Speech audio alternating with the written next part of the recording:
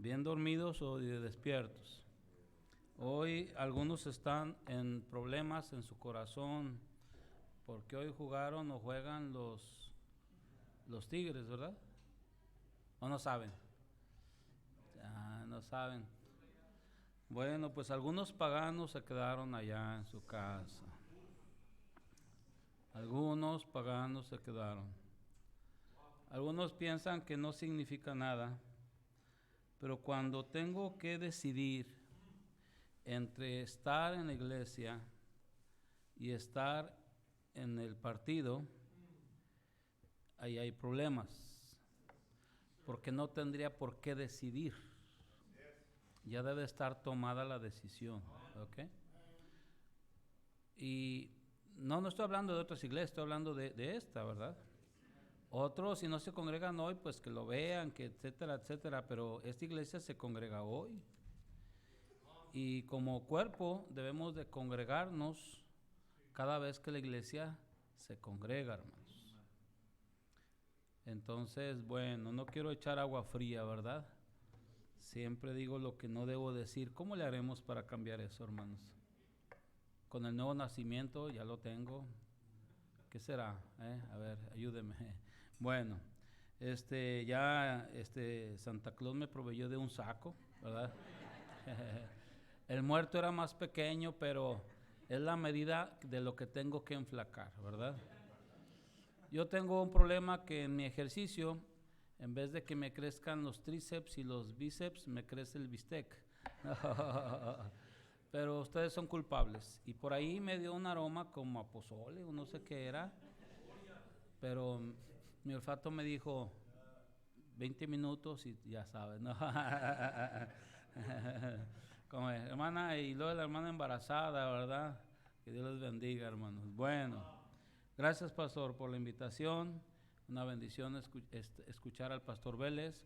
Ahorita escucharemos a mi hermano Longoria y los misioneros, sus testimonios y lo que Dios está haciendo.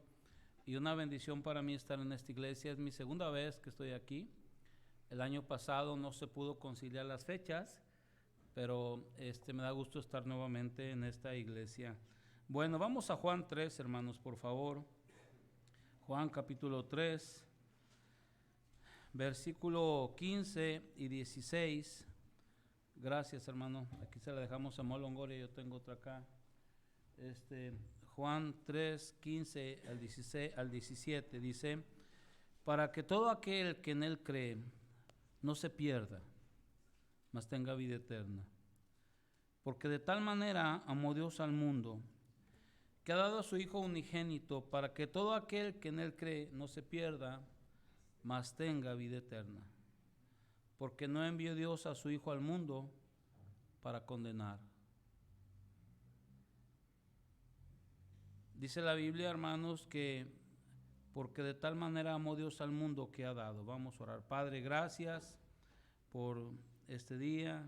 Obra en los corazones de cada hermano que apartó el tiempo para venir, Señor.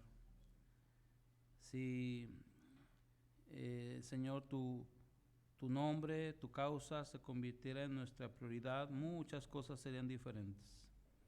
Ayuda a nuestras vidas, nuestras familias, nuestros jóvenes, y que nos ayude, Señor, a vivir en tu voluntad. Te rogamos tu bendición en Cristo Jesús.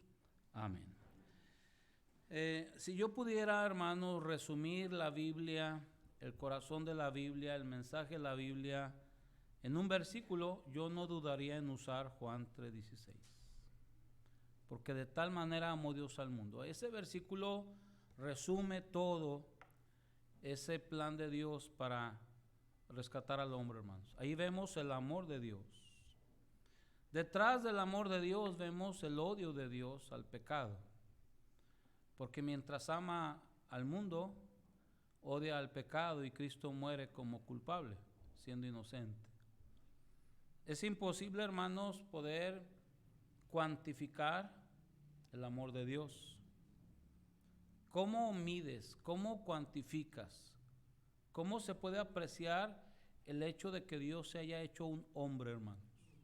Siendo Dios, se hizo hombre. ¿Cómo se puede cuantificar que Él haya vivido una vida perfecta, sin pecado, los 33 años que estuvo aquí en la tierra, hermanos. ¿Cómo se puede medir, valorar, cuantificar que en la cruz Él dio su sangre, hermanos? No oro ni plata, sangre bendita, sangre que puede limpiar a cualquier pecador.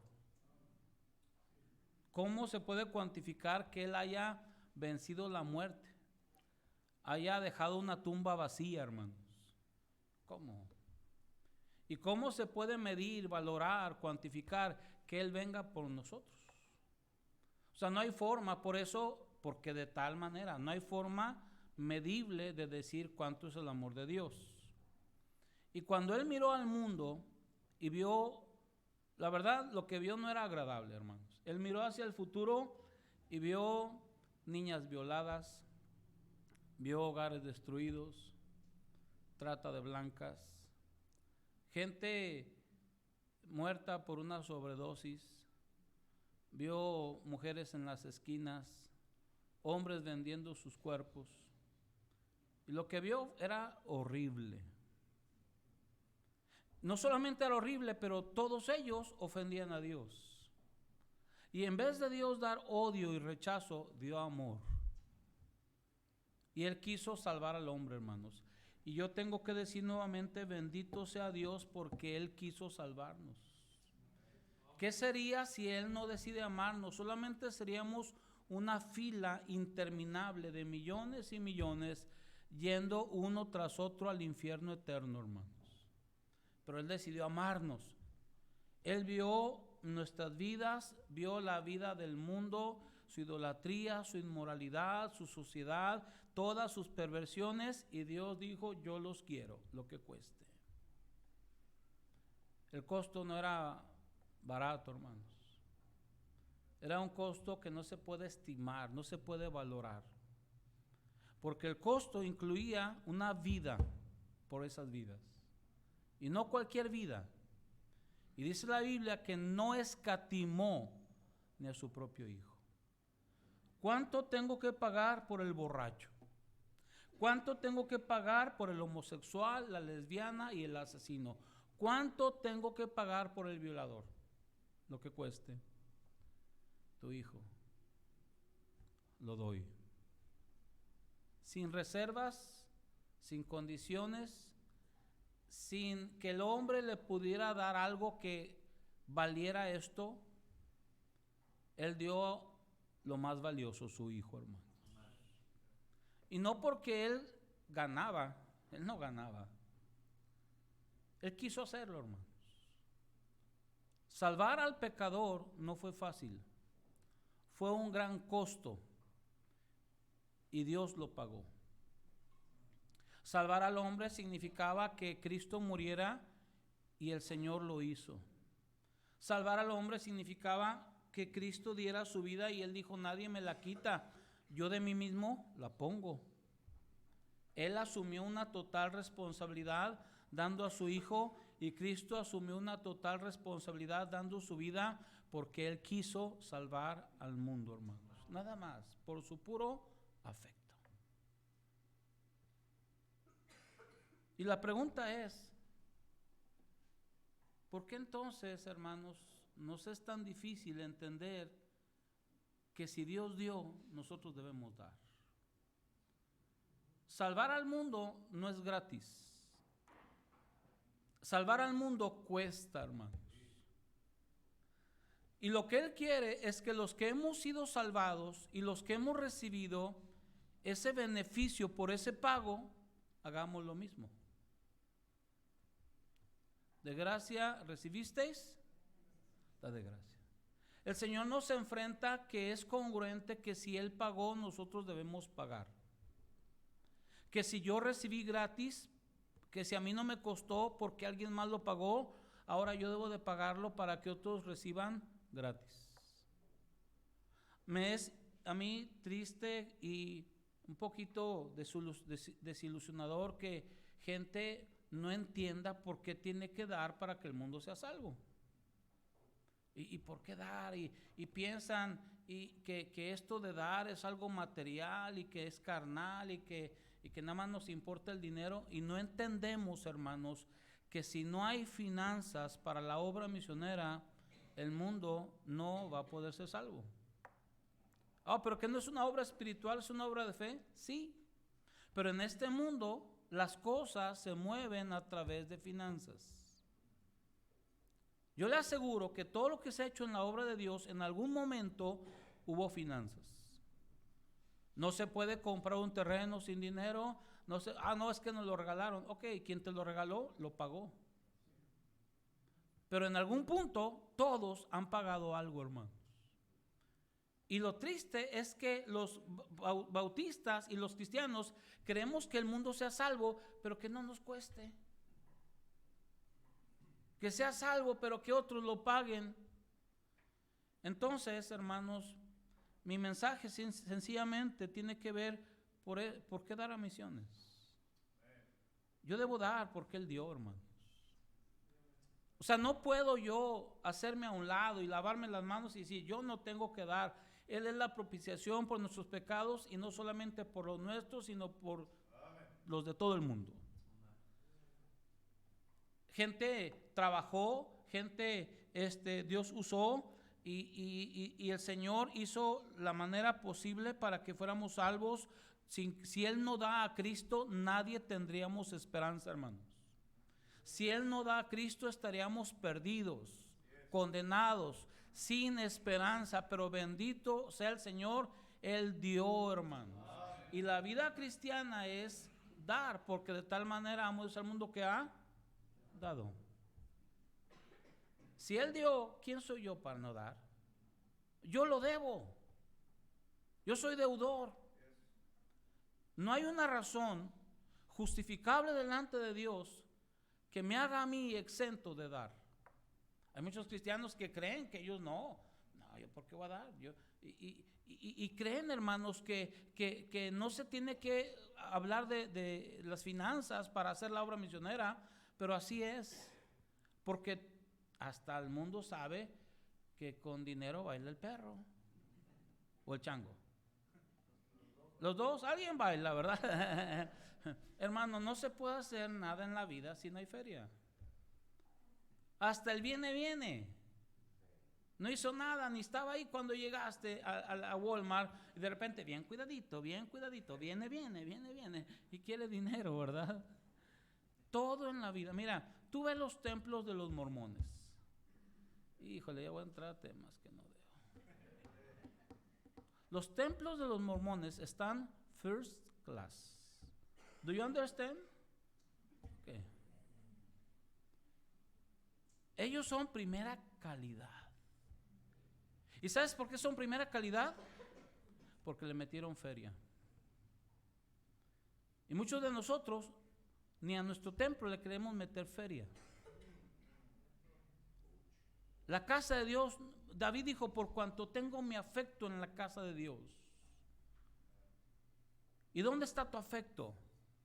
Tenemos buenos carros, buena casa, buena ropa, porque ahí está nuestro afecto, pero la casa de Dios, bien, gracias.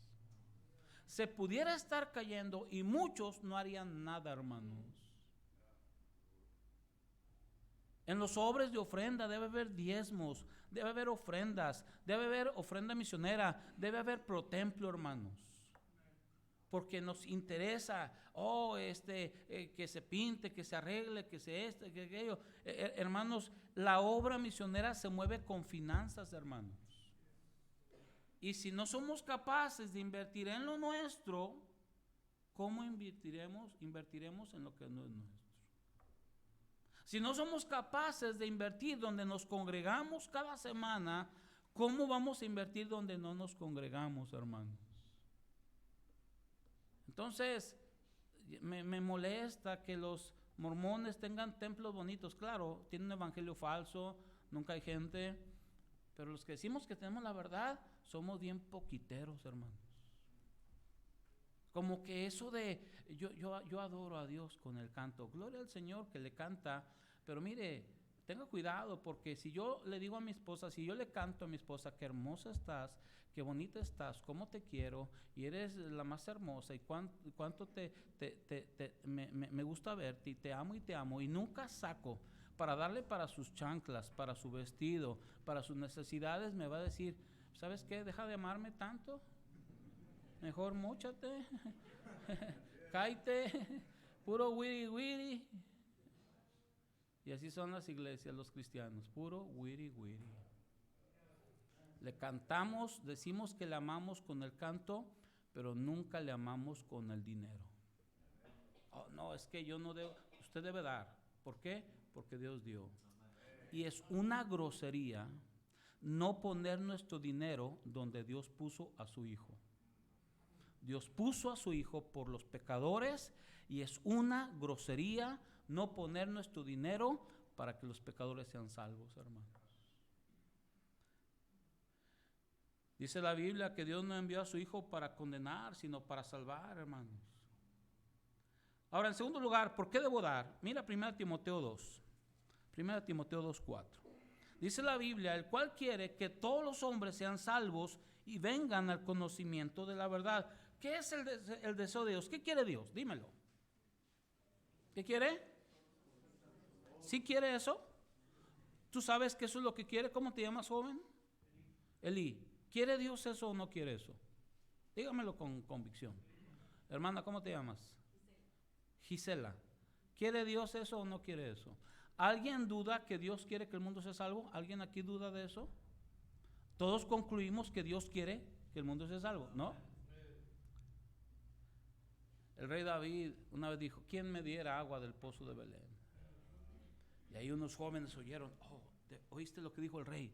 ¿Qué dijo? Que quiere agua del pozo de Belén. ¿De veras? ¿Eso quiere? Vamos por esa agua. Pero estaban los filisteos, ¿qué importa? Es más importante lo que mi rey desea que mi vida. Y agarraron vasijas y agarraron espada y entraron allá y sacaron agua a riesgo de sus vidas. Y se la dan a su rey y el rey ni quiso beberla porque era ya sangre, era algo especial. Y hermanos, mayor que David es nuestro rey, hermano. Y no, él no quiere agua, quiere gente, quiere pecadores. Él tiene un deseo. Mi esposa, hermanos, discúlpenme por ser tan anticuado y retrógrada, pero yo soy de la convicción que normalmente la esposa debe estar en casa. Discúlpenme por esa ofensa, ¿no? Pero debe estar en la casa, cuidar a los hijos, atender a los hijos, hacer comida diaria, la casa que esté limpia, etcétera, etcétera. ¿Sí me explico, verdad? Discúlpenme por no pensar que ella se realice, que sea alguien en la vida, etcétera. Entonces se quedaba en la casa sin sueldo. Ahora yo le doy cada semana una feriecita, ¿ok? No soy tan poco, le doy. Pero a veces mi esposa, su familia vivía en Hermosillo y decía, amor, mira la estufa de mi mamá, no sirve. Ya los quemadores están fallando. Entonces yo sé que ella no me estaba diciendo arréglasela, porque ella me conoce. Y ella sabe que soy de los que cuando arreglo me sobran piezas. Y esto, yo creo que no servía, la basura. Así me dijo de la estufa y así me dijo del refrigerador en un clima de 50 grados centígrados. Amor, no sirve el refrigerador. ¿Sabes qué me estaba diciendo mi esposa? Amor, traduciéndolo. Yo sabes que no trabajo, vivo en la casa, cuido a los hijos, te atiendo a ti. Si yo tuviera dinero, yo le compraría a mi esposa una estufa y le compraría un refrigerador. Y ese deseo se convirtió en mandato, hermanos. Al decir eso ella, yo lo interpreté y sentí la convicción de que era mi deber hacer algo por su deseo. El cual desea que todos los hombres sean, él lo anhela. Él lo palpita a su corazón, lo desea. Tiene una ansiedad, por así decirlo, una urgencia en su ser. Él quiere que todos los hombres sean salvos. Ezequiel ve y diles que no quiero la muerte del impío, sino que se vuelve el impío de su mal camino. Dios, hermanos, anhela a las almas. Eso debiera ser mi objetivo, hermanos. No solamente su anhelo, pero es su mandato, ir y hacer discípulos a todas las naciones. La palabra naciones es etnias.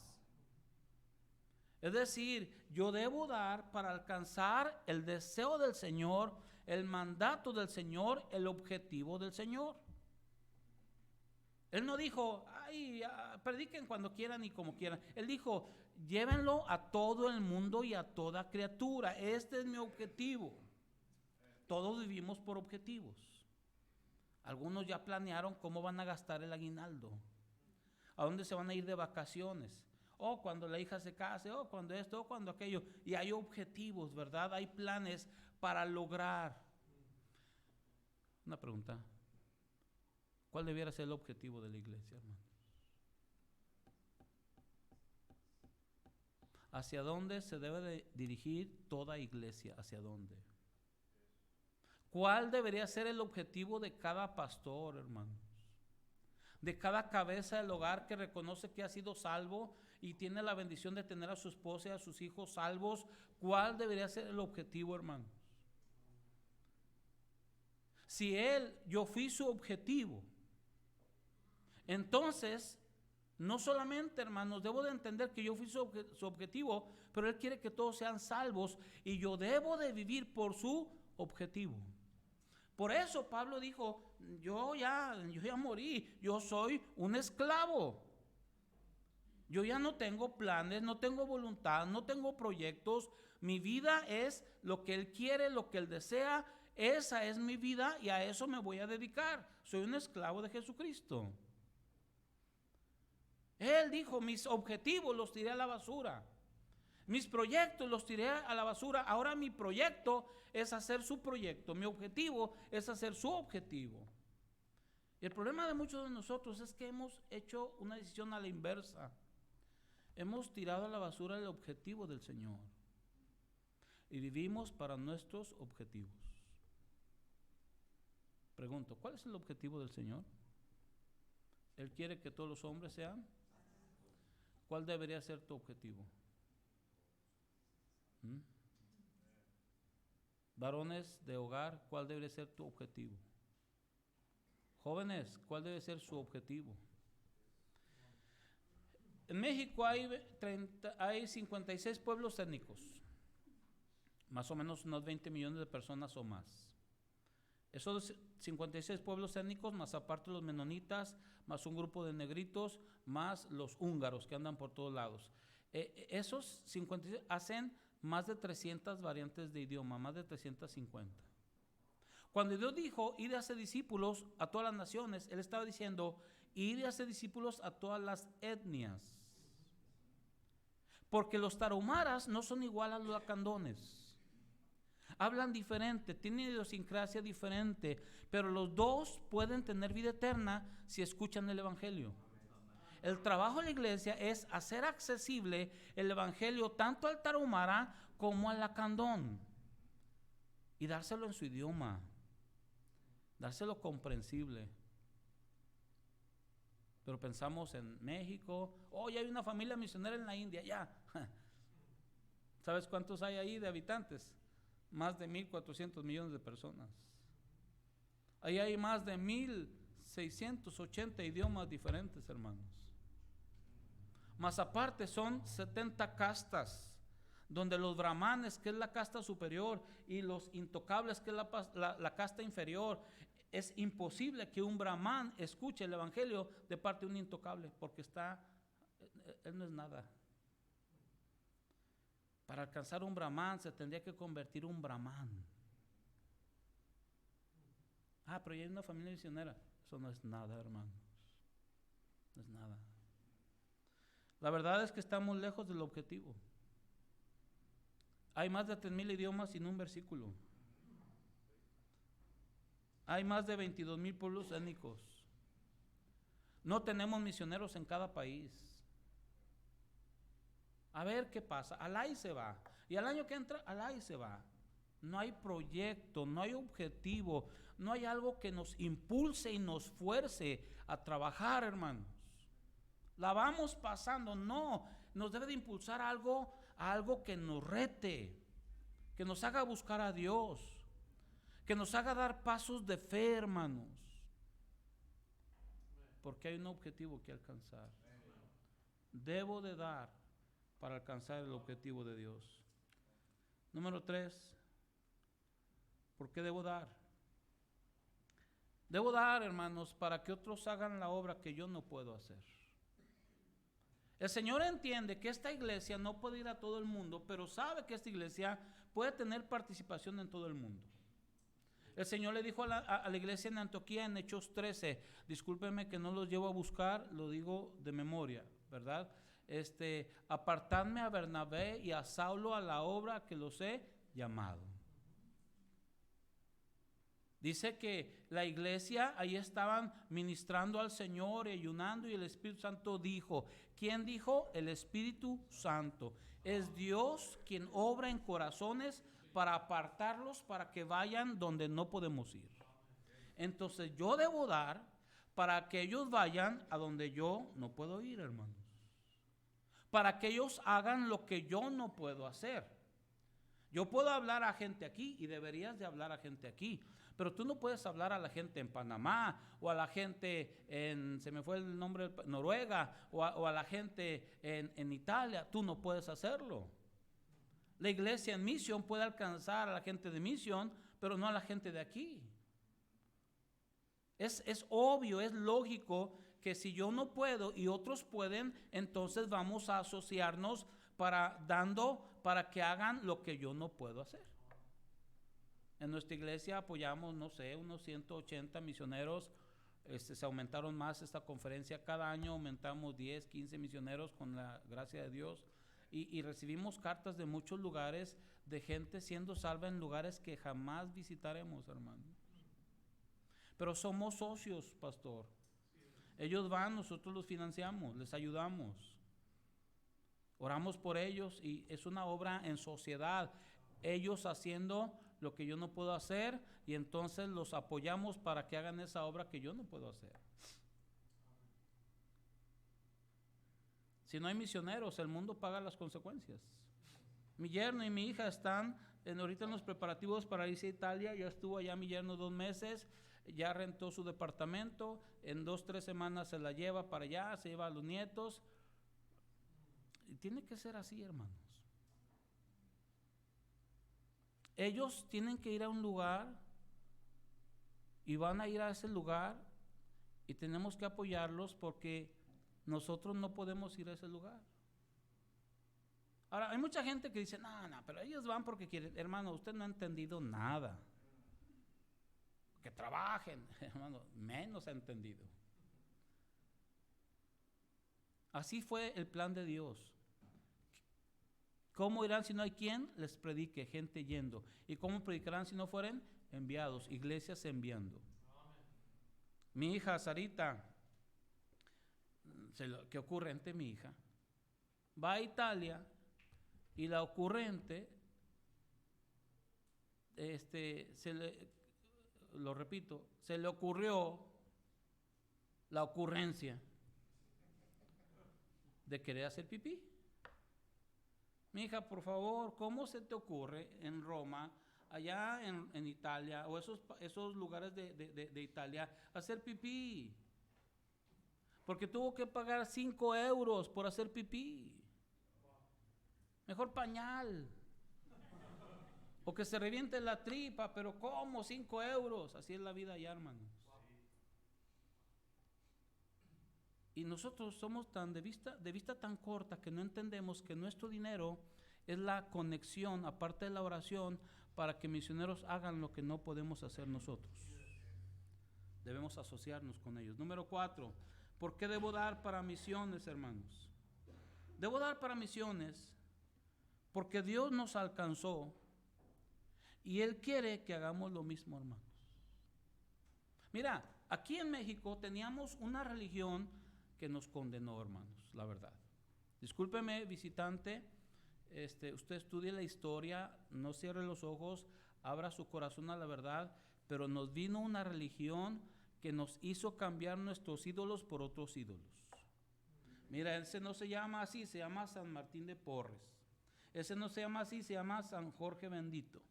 Ese no se llama así, no se llama Tonantzin, se llama la Virgen de Guadalupe. Esa es la historia real, hermanos. Nos hicieron creer cosas que no vienen en la Biblia. En la Biblia no viene el purgatorio, no viene la confesión a un hombre, no viene tantas cosas. Pero un día vinieron unos güeros. Y no los recibimos con gusto porque les dijimos gringos, capitalistas. Y no los queríamos aquí. Porque nos traen una religión de ellos.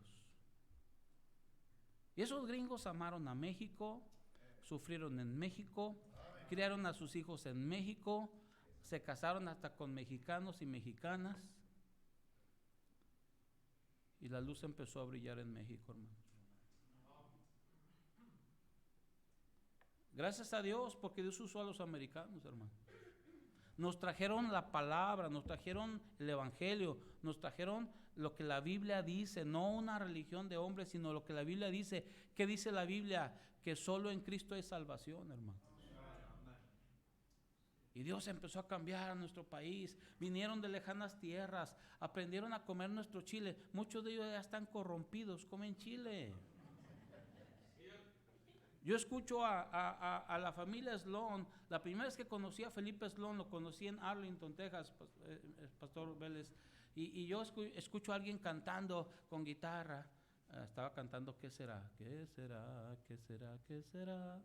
¿Qué será de mi vida sin Jesús? Y no, que mi papá y que mi papá y que mi papá. Yo dije, ¿quién será este de rancho que habla mi papá y mi papá y mi papá? Ay, era un güero. Dije, ¿cómo? No dijo my daddy, my dad. Dijo mi papá. Es correcto y es congruente que si alguien vino de lejanas tierras, ahora vayamos a lejanas tierras. Es congruente que si alguien aprendió nuestro idioma para darnos el evangelio, ahora aprendamos el evangelio para dárselo, aprendamos otro idioma para dárselos a ellos en su idioma, hermanos. Tenemos que hacer por otros lo que se hizo por nosotros. Gente de ellos pagó un precio. Yo estaba predicando en Estados Unidos en la iglesia del papá de Steve Volante, que estaba en África, y estábamos comiendo en la casa de su ex suegro. Steve Volante fue un misionero en África, en Ghana, por muchos años. Allá perdió a su primera esposa de malaria. Allí murió su esposa y regresó su esposa en un ataúd a Estados Unidos. Con los años Dios le dio otra esposa y siguieron en África por muchos años más. Y estaba yo estábamos en la mesa, una mesa grande, ahí estaba la familia, el pastor, ya un pastor anciano retirado, padre de la que fue su primera esposa. Estaba Steve Volante y lo trataban bien como a hijo. Estaban los nietos y los trataban pues como algo especial los nietos. Pero me impactó que a la nueva esposa, en vez de decirle, vete de aquí, ¿qué haces en este lugar, usurpadora? La trataban como a hija. Ese hombre y esa mujer ancianos estaban reconciliados con la obra misionera. Ellos sabían que la obra misionera reclamaba costos, que no era gratis, que era difícil, y se reconciliaron y aceptaron a recibir a su hija, sierva de Dios, en una caja. Yo no podía comer. Y yo le digo a un pastor, le digo, pastor, ¿me traduces, por favor? Exactamente lo que voy a decir, tradúceme. Y miro al anciano y le digo, pastor, quiero darle gracias a nombre de la obra misionera. Yo soy en cierta forma un resultado de la obra misionera. Y quiero darle gracias por toda la gente que su país ha enviado a otros países. Por cómo han amado, cómo han pagado un precio y cómo han recibido a sus hijos en un ataúd. Digo, pastor, nuestro país no sabe lo que es eso. Y menos lo que significa recibir a su hijo en un ataúd.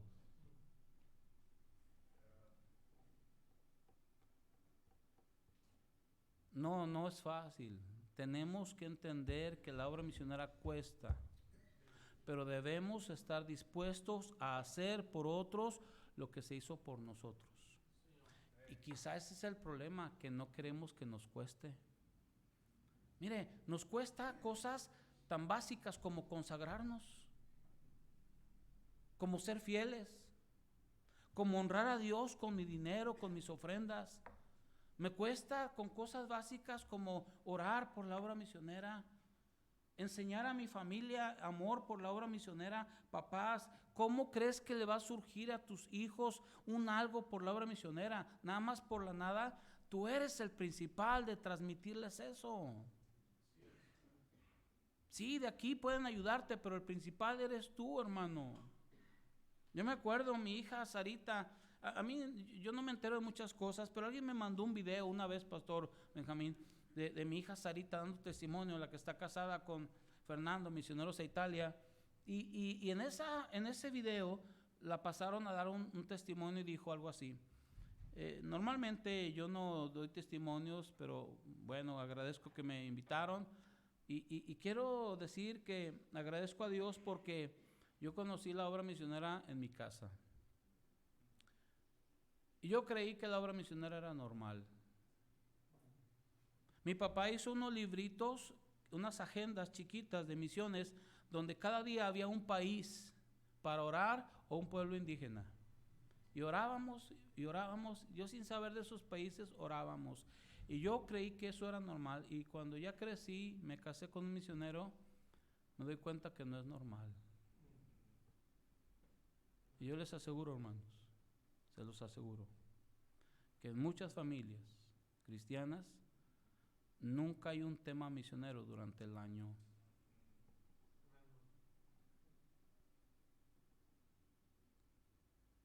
¿Cómo le llamamos a eso?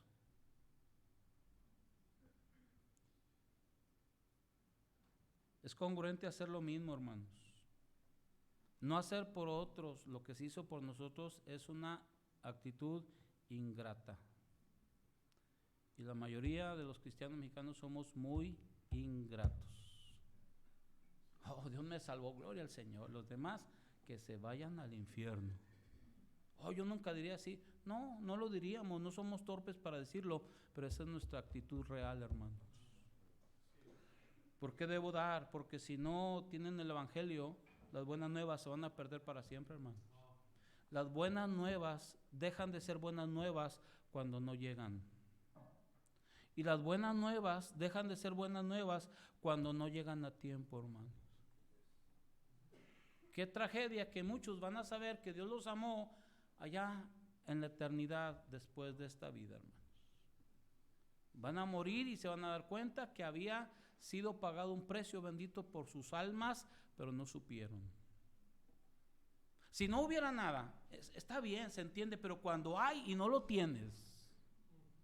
¿Te acuerdas en el COVID? Los que necesitamos oxígeno, ¿cómo te acuerdas? ¿Cómo se batallaba para conseguirlo? Y cómo, y esto y aquello. Y había en muchos una desesperación y una inquietud porque no había lo que se necesitaba. Si no hubiera Salvador, está bien que se pierdan. Pero si hay un Salvador, hermanos. Y no está bien que se pierdan. ¿Por qué debemos dar? Pues porque tenemos un compromiso con los misioneros. Vienen misioneros a esta iglesia, los pasamos al frente, les damos una ofrenda y de alguna manera les hacemos saber que serán nuestros misioneros y que vamos a orar por ellos y vamos a financiarles, a ayudarles. Y muchas veces pastores se meten en problemas porque ahora tienen que cubrir lo que no entró. Porque les prometimos que los íbamos a ayudar. Y a mí me cae gordo. Otra vez, me choca y repatea. Ah, no ponga su nombre, es entre Dios usted. Póngalo. No es entre Dios usted. Es entre Dios usted y su iglesia. Es entre Dios usted y el misionero. Porque cuando yo puse eso y dije que sí, estaba diciéndole a mi iglesia, lo vamos a apoyar, y estaba diciéndole a Dios, lo vamos a apoyar, y ahora se fue el misionero, se me fue la emoción, pasaron los meses, y ahora se me olvidó misiones. En el COVID muchas iglesias dejaron de dar, pero no dejaron de pagar su internet.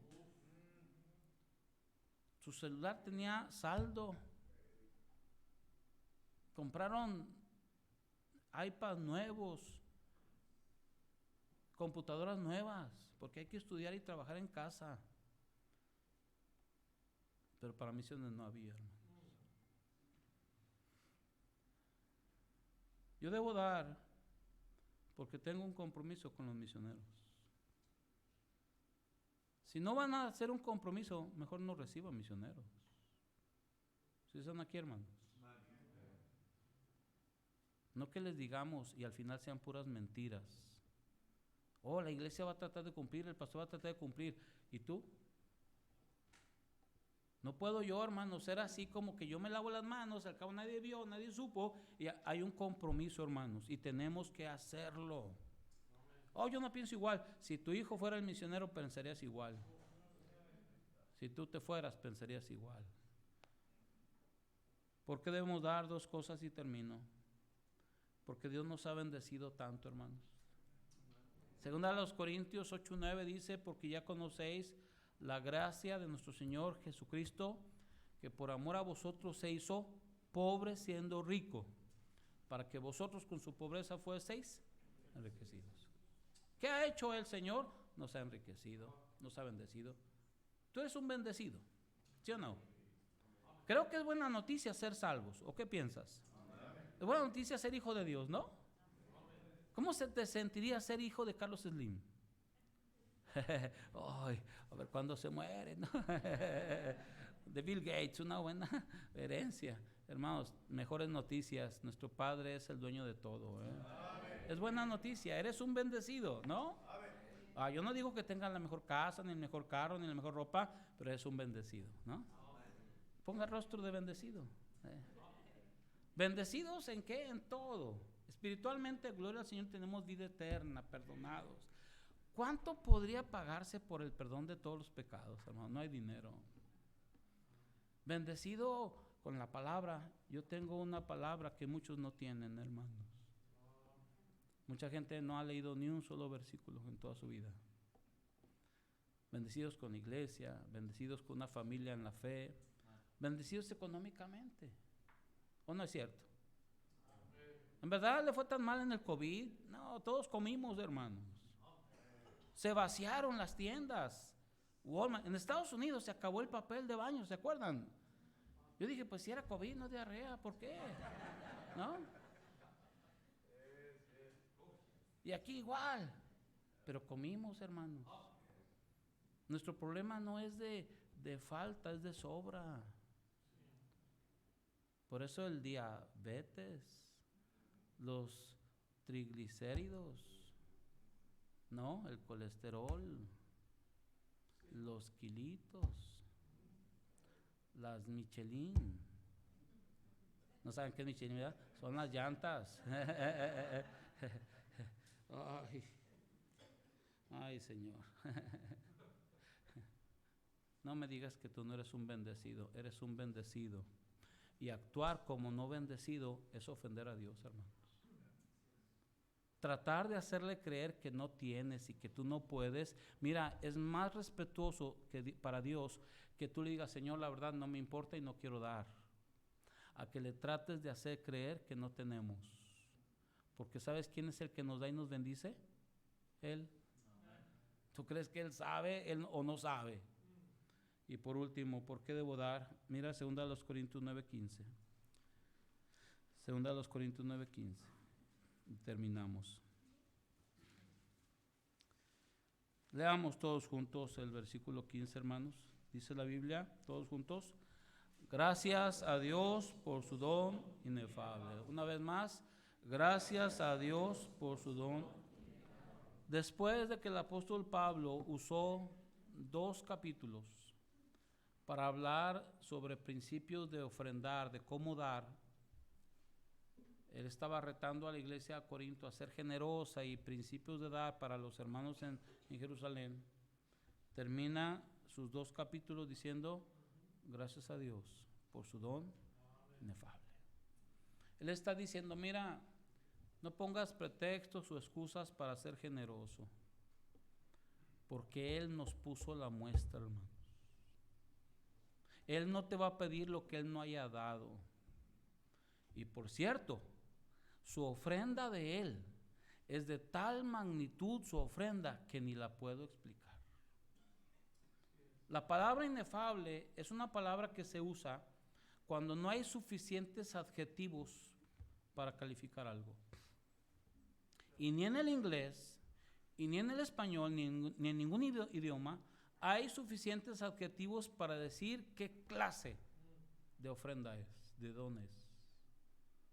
Puede decir grandioso, maravilloso, espectacular, puede decir hermoso, lo que quieras decir de eso, y todas las palabras no son suficientes para explicar lo que es ese don. Y Pablo dice, hermanos, no se les olvide, y hay algo que agradecer y que tener ahí vibrando en su corazón. Gracias a Dios por su don que no hay forma de explicar.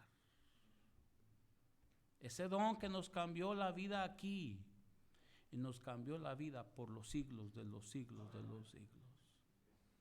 Está diciendo cómo le das tanto valor a tu dinero cuando Él no escatimó ni a su propio hijo.